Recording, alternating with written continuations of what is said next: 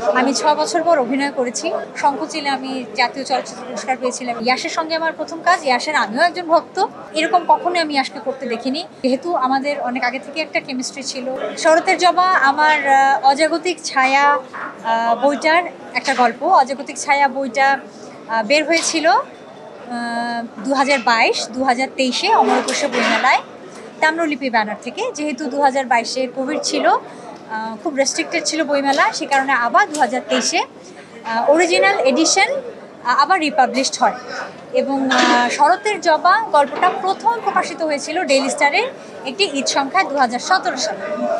তো যে কারণে আসলে শরতের জবাকে চলচ্চিত্রে আনার ভাবনাটা, সেটা হলো এই যে 3বার শরতের জবা আপনাদের সামনে এসেছে, আমার ভক্তরা পড়েছে, পাঠক পড়েছেন, সবাই আমাকে বলেছে যে শরতের জবার মধ্যে একটা থ্রিল আছে, সাসপেন্স আছে, ভৌতিক আবহ আছে, রহস্য রোমাঞ্চ আছে, প্রেম আছে, গান আছে।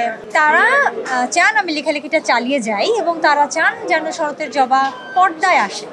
তো প্রথমে আমি ভাবছিলাম আসলে যে এটাকে নাটক বা টেলিফিল্ম আকারে কিছু একটা করব। পরে ভাবলাম আসলে শরতের জবার ব্যাপ্তি এবং গভীরতা এত বেশি যে নাটক টেলিফিল্মে করতে গেলে অনেক কিছু মিস হয়ে যাবে, কঠিন হবে কাজটা। তখন আমি সিদ্ধান্ত নিই আসলে যে শরতের জবার চলচ্চিত্রই হবে। এভাবে শরতের জবাকে আসলে চলচ্চিত্রে আনার যে ভাবনাটা, সেটা। নির্মাণের কথা বলবো যে আমি as a matter of fact আমি আসলে দু একজনের সঙ্গে আগে কথা বলেছিলাম পরিচালনার জন্য শরতের জবার, কিন্তু আমার মনে হচ্ছিল যে কোনোভাবে আমার যে চিত্রনাট্য বা আমার যে মূল ভাবনা, সেখান থেকে আমরা সরে যাচ্ছি। আসলে আমি যা দেখাতে চাই সেটা হচ্ছে না। আসলে গল্প আর সিনেমার পার্থক্যই এখানে যে গল্পের বইয়ে আমরা একটা লাইন বা একটা প্যারাগ্রাফ পড়লে নিদ্রা হয়তো যেটা দেখবে বা ভাববে, আমি হয়তো সেটা দেখবো না বা ভাববো না, আমাদের স্বাধীনতা আছে।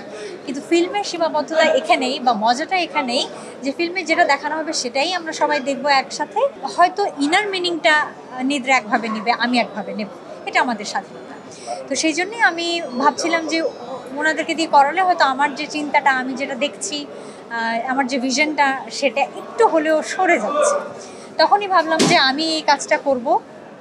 আমার সঙ্গে উপদেষ্টা পরিচালক হিসেবে সুমন ধর ছিল, ডিওপি খায়ের খন্দকার ছিল এবং পিউ এর কথা বলতেই হয়, কস্টিউম ডিজাইনার। এরা তিনজন আমাকে ভীষণভাবে সাহায্য করেছে, না হলে কঠিন হয়ে যেত কাজটা। কারণ আমি 6 বছর পর অভিনয় করেছি। অভিনয়েরও একটা আনন্দ মিশ্রিত চাপ বা ভয় ছিল যে এতদিন পর কাজ করছি, হ্যাঁ করতে পারবো কিনা। তো আমি আসলে 2-3 ঘন্টা করে ঘুমিয়েছি, সত্যি কথা।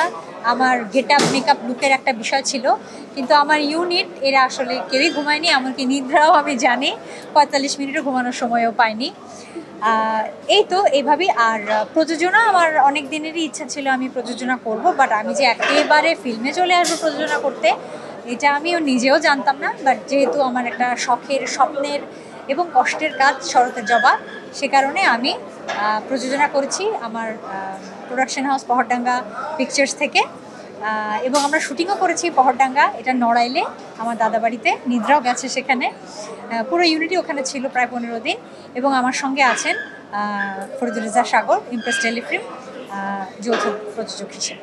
বিশাল একটা রিস্ক আছে, কিন্তু একটা কথা আছে না প্রচলিত, নো রিস্ক নো গেইন। তো আমি রিস্ক নিতে চেয়েছি। আমি কিন্তু সারা জীবনই, অনেকে আপনারা আমাকে ব্যক্তিগতভাবে চেনেন, অনেকে একদম নতুন যারা আমার সম্পর্কে জানেন না, আমি সারা জীবনই খুবই রিস্ক নেওয়া একজন সাহসী মানুষ। এটা আমার কাছের মানুষজন সবাই জানে। আমি সহজ রাস্তা কখনোই বেছে নেইনি, সহজ কাজ আমি কখনোই করিনি।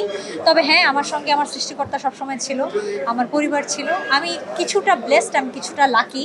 আমি সবসময় খুব কম কাজ করেছি, কিন্তু কেমনভাবে যেন আমার কাজগুলো খুব আলোচনায় এসছে।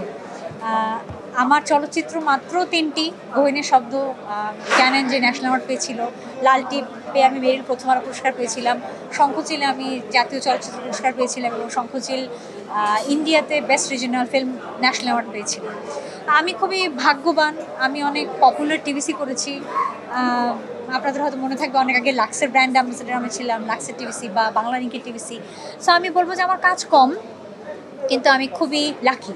শরতর জবাও ওনার প্রশ্নের ধারাবাহিকতায় বলছি যে আমি জানি আমি খুবই একটা অস্থিতিশীল সময় আমি শরতর জবা নিয়ে আসছি আপনাদের সামনে, কিন্তু ওই যে বললাম আমি আশাবাদী, আমি পজিটিভ, এবং যেহেতু কোনো কাজ থেমে নেই দেশের, প্রত্যেকটা প্রফেশনে নিজ নিজ জায়গা থেকে যারা কাজ করে সবাই অ্যাক্টিভ, সবাই কাজ করছে।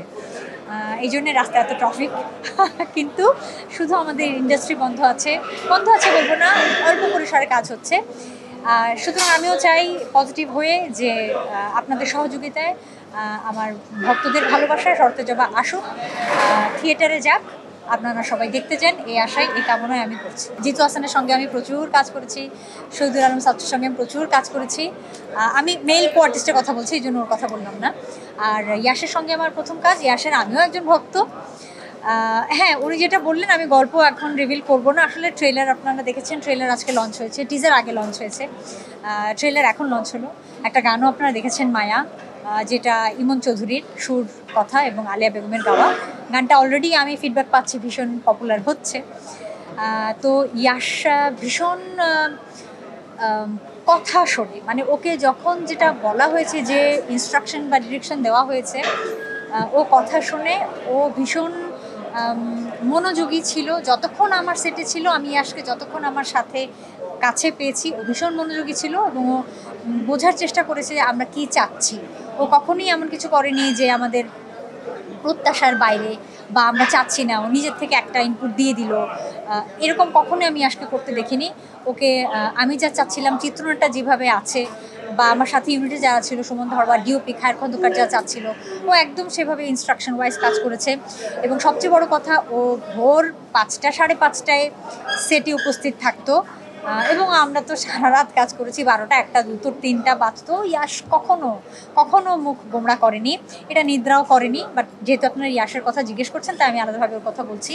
হাসি মুখে কাজ করেছে, কখনো বিরক্ত প্রকাশ করেনি। এটা একজন কো আর্টিস্ট হিসেবে, একজন ডিরেক্টর হিসেবে, একজন প্রডিউসার হিসেবে কী যে শান্তির, এটা আমি বলে বোঝাতে পারবো না। কারণ সবসময় মনে একটা টেনশন থাকে, এই বুঝি রিয়্যাক্ট করবে, এই বুঝি বলবে যে আমি আর পারবো না করতে। বাট আমি সবার খুব সাহায্য পেয়েছি, ইয়াসের সাহায্য পেয়েছি। ও আজকে এখানে আসতে পারেনি, ওর স্কেজিউল ব্যস্ত।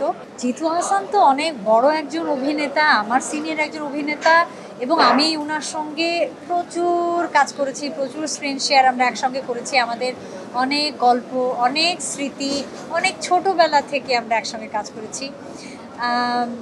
আমি জিতু হাসানের প্রতি ভীষণভাবে কৃতজ্ঞ যে উনি আমার আবদারে সাড়া দিয়েছেন, আমার কাজ করেছেন, এবং আমার দাদাবাড়ি নড়াইলে উনি গিয়েছেন, থেকেছেন। হয়তো অনেক কষ্ট হয়েছে ওনার, আসলে প্রথমবারের মতো আমি কাজ করেছি যেহেতু প্রডিউসার হিসেবে, অনেক ভুলভ্রান্তি ছিল, সীমাবদ্ধতা ছিল, এগুলো উনি ক্ষমা সুন্দর দৃষ্টি দিয়ে দেখেছেন। এবং আমি কৃতজ্ঞ জিতু ভাইয়ের প্রতি যে উনি আমার কাজটা করেছেন। এবং যেহেতু আমাদের অনেক আগে থেকে একটা কেমিস্ট্রি ছিল, একটা সিনক্রোনাইজেশন ছিল, সেহেতু আমাদের একসঙ্গে কাজ করতে কোনো অসুবিধা আসে না।